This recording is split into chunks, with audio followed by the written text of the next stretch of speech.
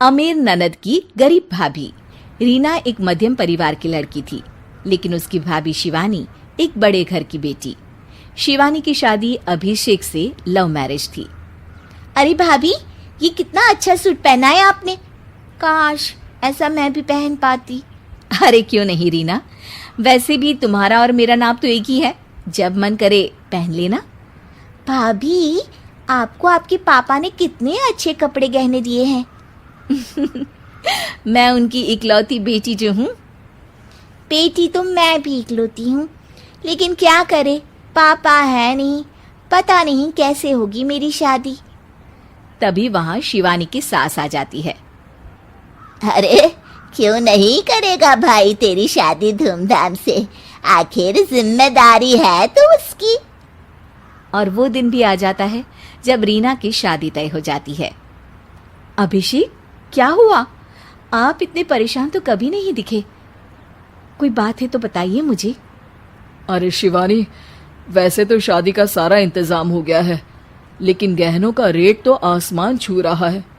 कैसे क्या करूं, कुछ समझ में ही नहीं आ रहा। थोड़ी देर में शिवानी अपने पूरे गहने अभिषेक के सामने रख देती है।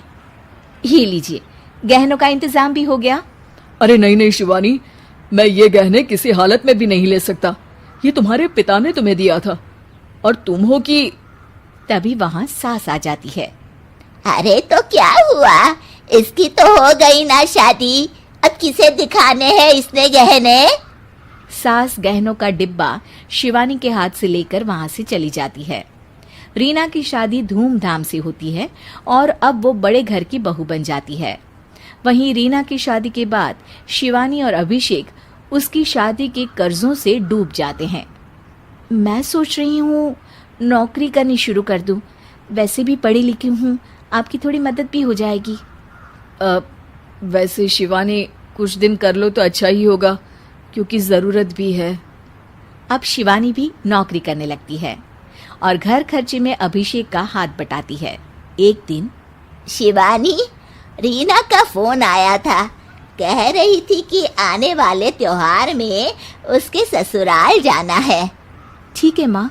अरे ठीक तो है, लेकिन एक काम कर लेना, उसके सास ससुर से लेकर पूरे खानदान के कपड़े मिठाइयाँ सब ले आना, और हो सके तो रीना के लिए छोटे से कान में पहनने के बूंदे भी। और क्या है ना, शादी में उसे सारी बड़ी बड़ी कान की ज्वेलरी दी थी, घर में पहनने के लिए तो उसके पास कुछ भी नहीं है। शिवानी सोच में पड़ जाती है कि वो क्या करे, क्योंकि कर्जों और घर के खर्चों के बाद तो पैसे बचते ही नहीं थे। शिवानी फिर अपने पिता को फोन करती है और उनसे पैसे मांगती है। देखो शिवानी, मैंने तुम्हें शादी के वक्त ही मना किया था कि ऐसे घर में शादी करनी ही नहीं चाहिए। अरे अभिषेक को शर्म आनी चाहिए जो ससुराल से पैसे मंगवा रहा है। शिवानी को पिता की बात पर गुस्सा आ जाता है। आप मेरे पिताजी हैं और मैं परेशान थी, इसलिए आपसे मदद की उम्मीद की पापा। अभिषेक को तो पता भी नहीं है कि मैंने आपसे पैसे मांगे हैं। शिवानी सोचती है कि वो अभिषेक से बात करे, लेकिन फिर उसे लगता है कि वो टेंशन ले लेगा। तभी शिवानी की नजर हाथ के कंगन पर पड़ती है, सीधे बाजार जाती है और उसे बेचकर ननद के घर ले जाने का सारा सामान लेकर आती है और सास के सामने रख देती है। हाँ ठीक है, लेकिन फल थोड़े और अच्छी क्वालिटी के होने चाहिए थे। शिवानी कुछ नहीं कहती, वहां से चली जाती है। एक दिन शिवानी, रीना का फोन आया था, बहुत रो रही थी। क्यों माँ, क्या हुआ? सब ठीक तो है ना उसके ससुराल में? अरे तूने तो उसकी नाक ही कटवा दी। अब मैंने क्या कर दिया माँ? कह रही थी कि बड़े घर की बहू है भाभी, जो कपड़े दिए वो ब्रांडेड भी नहीं थे। तू तो जानती है ना उन लोगों का पहनावा कितना अच्छा है।